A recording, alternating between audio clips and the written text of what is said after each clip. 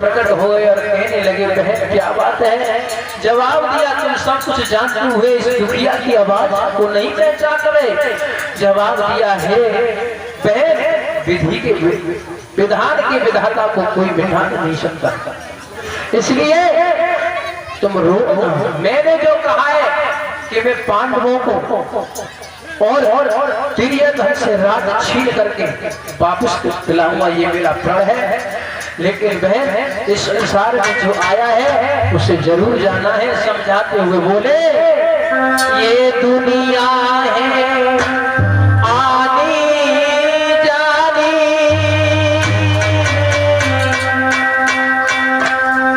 ना रहे राजा ना रहे ये दुनिया है।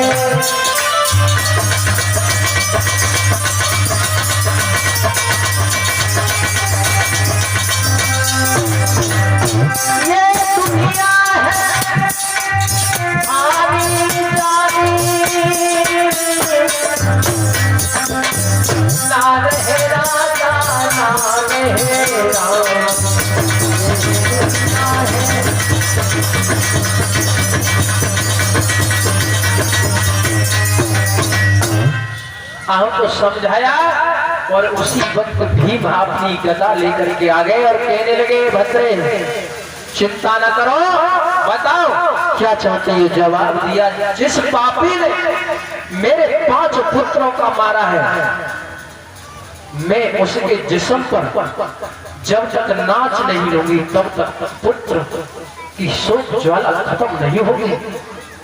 अब तो ये बात सुनने के बाद अर्जुन ने भगवान से इशारा किया प्रभु रथ सजाइए।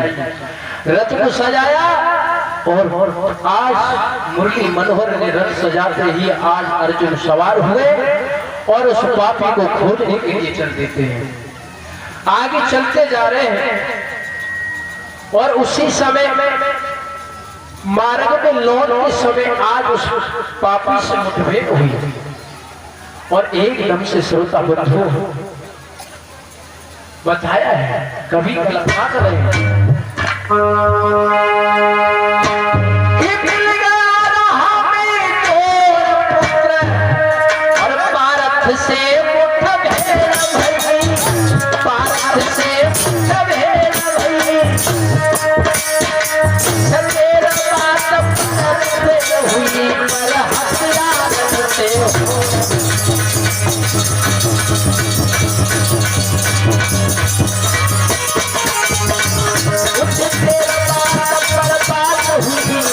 हथियार से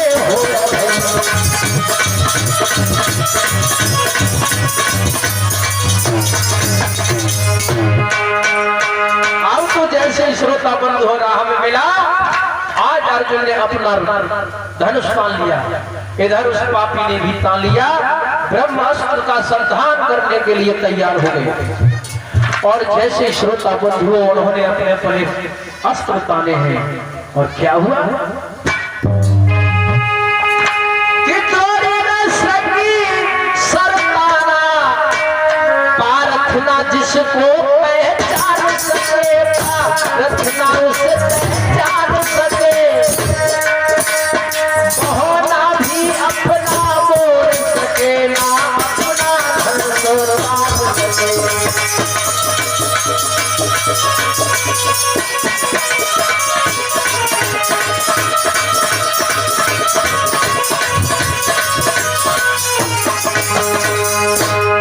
ध्यान रखना श्रोता बंधुओं, अर्जुन ने अपना रथ के ऊपर धनुष को तान लिया लेकिन उसका सामना नहीं कर सके और उस असुष्कामा ने ब्रह्मास्त्र का प्रयोग कर दिया।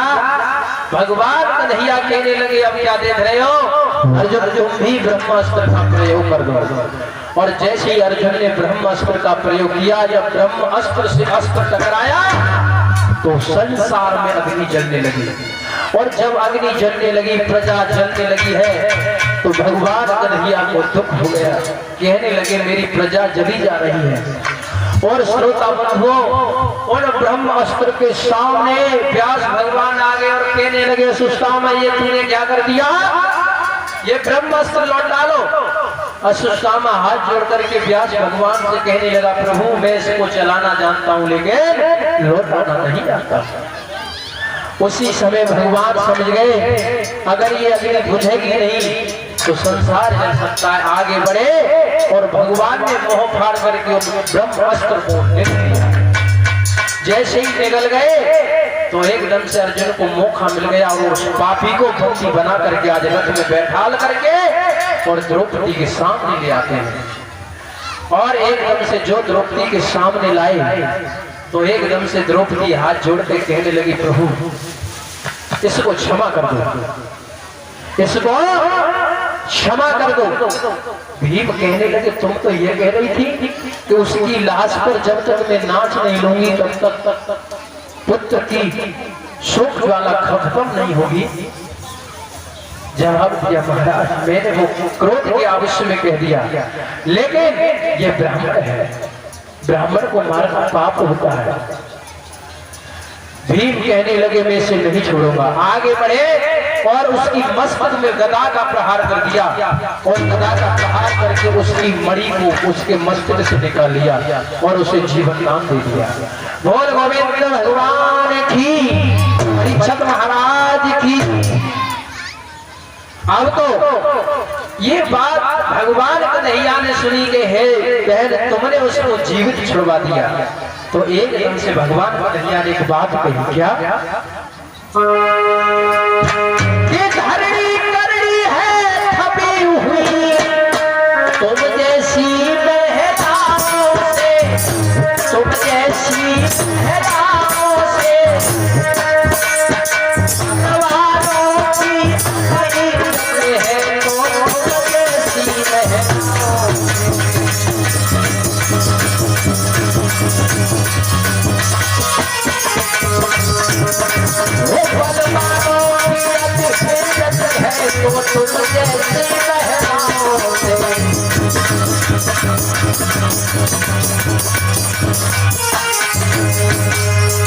भगवान कहने लगे, धरणी करती है दबी हुई तुम जैसी अबलाओं से और बलवानों की यदि इज्जत है तो तुम जैसी महिलाओं से। है बहन मैं तुम्हारी भक्ति पर बहुत प्रसन्न हूं। और उसी समय श्रोता बंधुओं आज अश्वत्थामा वहां से लज्जित होकर के चला गया। ध्यान रखना, भगवान ने कहा, देवी तुमने किस कारण अश्वत्थामा को छोड़ा? तो आज वो कह रही है द्रौपदी कि संसार में जो मनुष्य सम्मान्य होता है अगर उसका अपमान कर दिया जाए तो वो मरने से बहुत बेहतर होता है, और ब्राह्मण का अगर अपमान कर दिया जाए तो वो जीते जीते भी मुर्दा होता है। क्यों?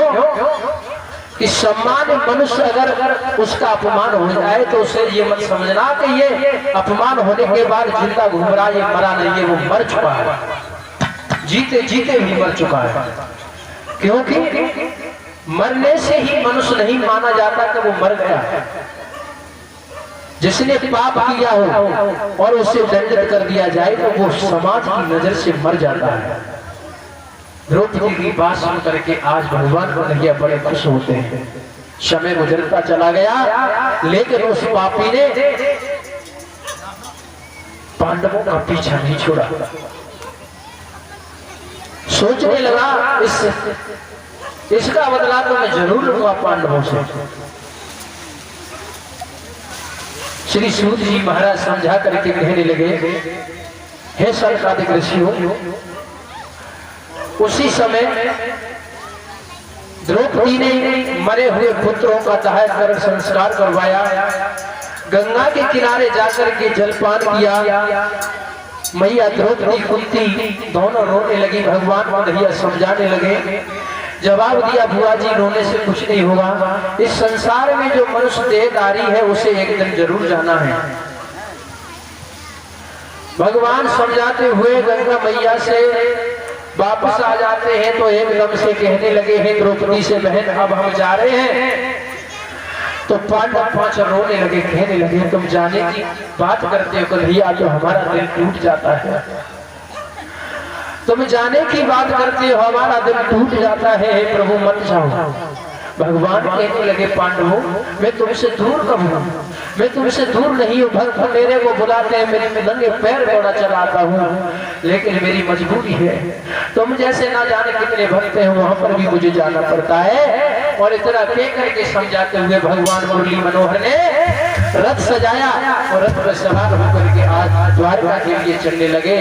तो जैसे ही आगे कदम घोड़ों ने रखा तो एकदम से अभिमन्यु की पत्नी उत्तरा भागी चली आ रही है, कन्हैया मेरी रक्षा करो, ये 5 बाण अग्नि के मेरे तरफ चले आ रहे हैं और ये मुझे मारना चाहते हैं, मेरा मरने का कोई गम नहीं है, मैं मर जाऊंगी कोई बात नहीं है, लेकिन मेरा गर्भ इसमें अच्छा है वो मर जाएगा।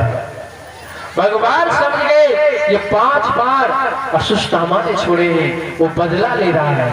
और उसी समय श्रोता बंधु आज भगवान कन्हैया उत्तरा के गर्भ में प्रवेश हुए और जाकर के उस बच्चे में जान डाली और उस बच्चे को जीवित कर दिया। उन 5 बारों ने वो गर्भ नष्ट कर दिया था, लेकिन भगवान ने अंदर जाकर के श्रोता बंधु उस बच्चे में जान डाल दी, उसकी रक्षा की। भगवान ने रक्षा करने के बाद बाहर आ जाते हैं। समय उपरांत उत्तरा के उदर से एक बच्चे ने जन्म लिया, जिस बच्चे का नाम रखा गया ब्राह्मणों द्वारा विष्णु राज। क्या रखा गया? विष्णु राज। अब जैसे ही नामकरण होने के बाद मैया कुंती उस बच्चे को लेकर के और भगवान कन्हैया की गोदी में ला करके डाल दिया, तो वो बच्चा आंखें फाड़ फाड़ के भगवान कन्हैया की तरफ देखने लगा, सोचने लगा कि मैं जब माँ के गर्भ में था तब भी यही रूप देख रहा हूँ और जब मैंने जन्म ले लिया पृथ्वी पर फिर भी वही रूप देख रहा हूँ। वो भगवान की परीक्षा करने लगा, तो उसी समय भगवान ने उसका नाम रख दिया परीक्षित। वो ये परीक्षित महाराज की अब परीक्षित नाम पड़ गया है। भगवान मुरली मनोहर बड़े आनंद के साथ में उनको समय व्यतीत करा रहे हैं। याद रखना जिस पर प्रभु की कृपा हो जाए वो भक्त दुखी तो रहता है थोड़ा, लेकिन उसकी मुक्ति में कोई रुकावट नहीं आ सकती। ध्यान रखना। आज उसी समय भगवान ने युधिष्ठिर से कहा कि तुम एक काम करो, यज्ञ रचाओ। अब यज्ञ के लिए श्रोता बंधुओं पांडवों पर इतना साधन नहीं था कि वे यज्ञ कैसे कराएं। तो श्रोता बंधु राजा मारुत की यज्ञ से धन बचा था, उसे मांग करके लाते हैं और बड़ा ही सुंदर सभी पांडवों ने मिलकर के यज्ञ किया। और यज्ञ में सभी देवताओं को बुला करके जब यज्ञ संपन्न किया है तो भगवान बहुत खुश हुए। अब याद रखना धीरे धीरे समय गुजरता चला गया, परीक्षित बड़े हुए तो एकदम से सभी पांडव कहने लगे अब हम नहीं रहना चाहते हैं, अब हम यहाँ से और जाना चाहते हैं हिमालय पे, अपने शरीर को गलाएंगे। भगवान के ध्यान में शरीर को गला करके अपने शरीर को पूरा करेंगे। परीक्षित को राजा बना करके आज सभी पांडव हिमालय पर्वत पर चले जाते हैं और इधर परीक्षित का विवाह उत्तर की पुत्री रावती के साथ हो जाता है, उनसे पुत्र पैदा होते हैं जन्मजय। धीरे धीरे समय गुजरता चला गया। एक दिन की बात, परीक्षित महाराज बड़े धार्मिक राजा हुए, जिनके शासन में किसी बात की चिंता नहीं थी, कोई दुख नहीं था। लेकिन एक दिन घोड़े पर सवार होकर के जंगल में शिकार करने के लिए चले तो क्या देखा, गाय और बैल के जोड़े को एक सूत्र काले कपड़े पहने हुए हाथ में लाठी लेकर के मारता हुआ आ रहा है। गाय माँ बुरी तरह से रमा रही है, प्रभु का भजन कर रही है। हे परमात्मा, इस पापी से मेरा छुटकारा दिलाओ, इस पापी ने हमें बहुत मारा है। आज वो दुखी आवाज दे रही है कि कौन है आज मेरी लाज बचाने आए, कौन है आज मेरी लाज बचाने आए।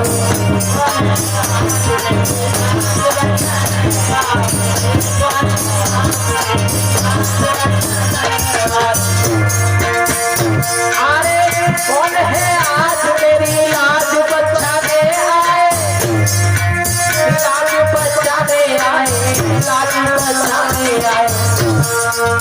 धर्म के नाम पर बलिदान चढ़ाने आए, धर्म के नाम पर बलिदान चढ़ाने आए।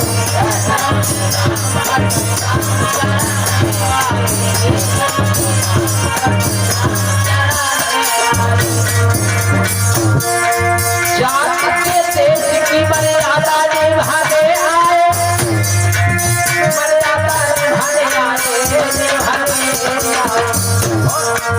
दूध की नाव को जो पार लगाने आए, दूध की नाव को जो पार लगाने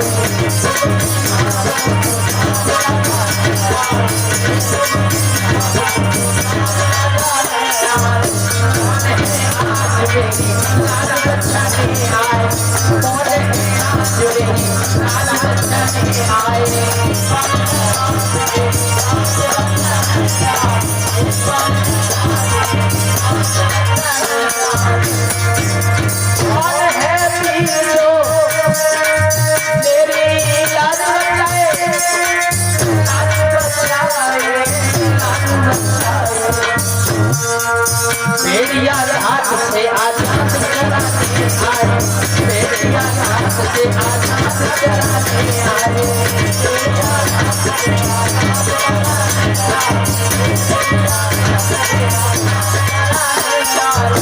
कौन है आज मेरी लाज बचाने आए, कौन है आज मेरी लाज बचाने आए।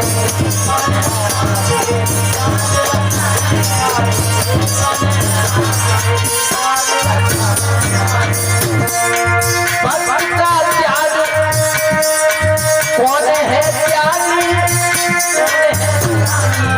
कौन है त्यागी। मौत के मोह से कोमल छुड़ाने आए, मौत के मोह से कोमल छुड़ाने आए।